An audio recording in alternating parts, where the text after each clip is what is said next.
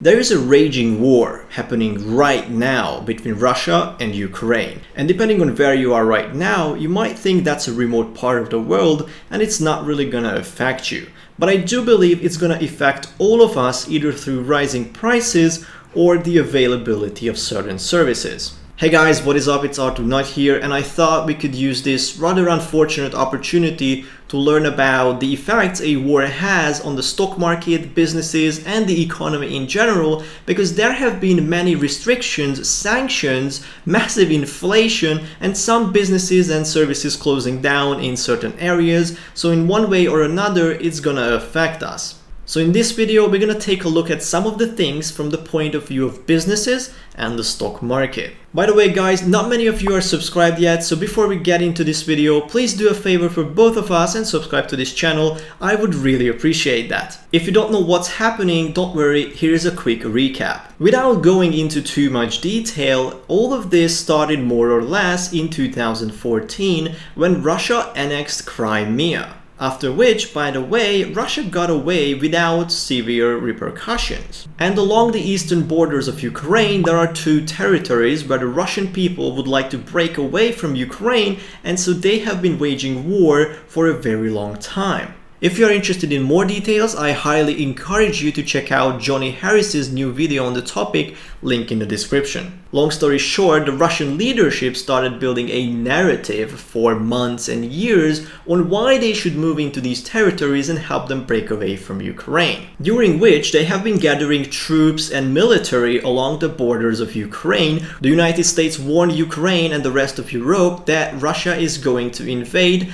but Europe did not feel the threat was real, and Russia was denying it the whole time, calling it a special military operation. And on the 21st of February, Russia acknowledged the independence of said two regions along the Ukrainian border and moved in troops the following day, followed by, on the 24th of February, giving permission to invade Ukraine, and so missiles started flying and tanks started rolling. And it all went downhill from there, without a clear winner in sight, because you see, Russia found a united Ukraine that showed a way more serious resistance than they expected, and in the meantime the European Union and NATO started helping Ukraine and imposing sanctions on Russia if they continued their aggression. And these sanctions and current events do have an effect, but not only on the Russian economy, but the whole world's economy. So let's look at them, what they are and what they mean for us.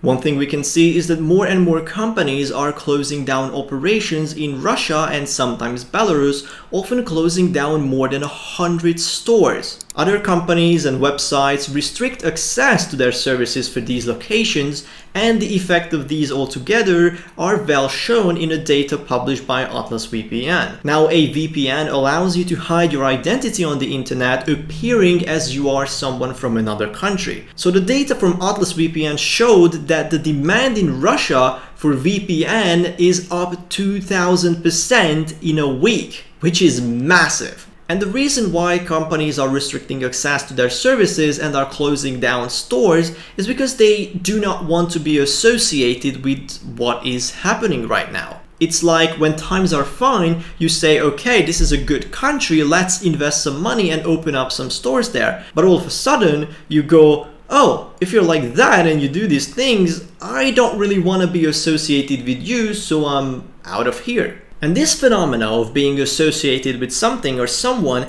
is taking a backlash on Russian oligarchs who are supposedly keeping Vladimir Putin in power. What's happening is that their assets are being frozen within the European Union, meaning that they cannot access them or move them out. Think of cash reserves or private yachts parking in certain harbors, you can't access them. Not good. And what's more, some countries are seizing assets like mansions and yachts from these individuals, which you can imagine raises the eyebrows of these influential Russian oligarchs, hopefully making them go, hey, I don't like this, maybe we should start talking about ending this war now to end all of this. And by all of this, I mean everything crazy that's going on right now. Another thing that has happened is that the European Union agreed to restrict Russia from using SWIFT.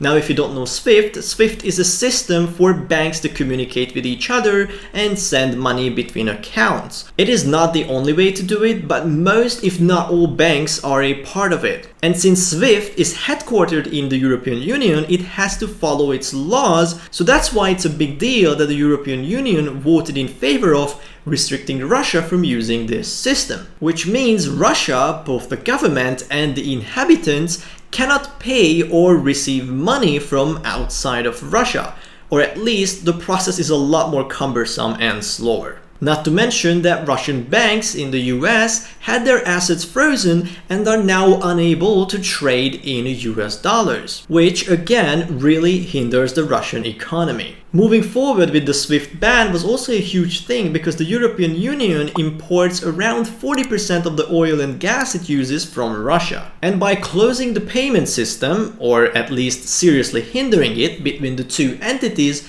the European Union is risking the gas and oil supply being cut off. But they say they have the reserves and the methods to cope with the situation if it were to happen. Therefore, after these sanctions and many others, it's not too big of a surprise that the Russian currency, the ruble, depreciated a lot. Around 2010, but before 2014, about 30 rubles could buy you a dollar. But right after 2014, when Russia annexed Crimea, depreciation took off and all of a sudden 60 rubles could buy you a dollar. After the recent events, have a look at it now, and depreciation took off once again because right now only 120 rubles buy you a dollar. Imagine looking at all your wealth right now and within 8 short years, it's gonna worth only 25% of what it's worth today. That's how bad the situation is with the ruble. And the Russian central bank sees this as a problem because they announced they're gonna raise interest rates from 9.5% all the way to 20% in order to save the financial system. And so what does it mean for the stock market? If you take a step back and imagine you're a business and you add all this up, what do you see? Right now, what you would see is political and economic instability, both of which decreases foreign investments because they mean risks. Political instability because the country might get in war with others where you can potentially incur losses to your machinery, buildings, plants, capital, or your labor force. Or there could be a change in the government that will pass different laws that will severely affect and shake up the way you do business that you cannot account for beforehand, posing an element of risk to your business and investment. Economic instability in a way that the Russian ruble is known to be volatile, but it is inflating way more than the US dollar, and sudden interest rate increases like the one announced by the Russian central bank are not good for businesses because they make borrowing money a lot more expensive. But in this case, you gotta do the things you can before your economy collapses. And if you take a look at the stock market, you might have noticed that major indexes are down from, let's say, compared to where they were a month ago. And since you trade and invest in companies on the stock market, once these companies close down operations or suspend them in Russia, they lose out on the Russian market and its customers. Consequently, companies will realize smaller revenues and smaller profits going forward. Therefore, we have to adjust our future expectations by lowering the value of these companies because they are not going to make as much money, and so this decrease in company value will be shown in the decreasing price of the shares because the shares represent the company's value. But note that the value of some company shares are actually seeing an increase, mainly oil and gas companies. And there is another reason why the stock market is falling in general. Because when we have a war, we assume that it will draw government resources away, mainly money and focus. And if you're spending money on shooting crew of fireworks, you are taking that money away from developing your own economy and bringing prosperity sooner. So that's going to reflect in the stock market by adjusting again future expectations and lowering the valuations. Where will this fall and this war end? Nobody knows. I would be interested in knowing what you guys think both of this video and the current situation, because it is a sad and polarizing one, and my heart goes out for the ones who are involved and has done nothing wrong really. But I still try to showcase it from a different point and maybe extract some valuable lessons and connections of how our world works. And so let me guys know in the comments down below what you guys thought of this. As always, I'm gonna reply to every single one of you so that we can discuss our thoughts. If you found this video valuable, leave a like and consider subscribing. Also follow me on Instagram and Twitter at Mr. Arthur Noy. And with that being said, that's it for today. I hope you learned something new today. And as always, thank you guys so much for watching, and until next time.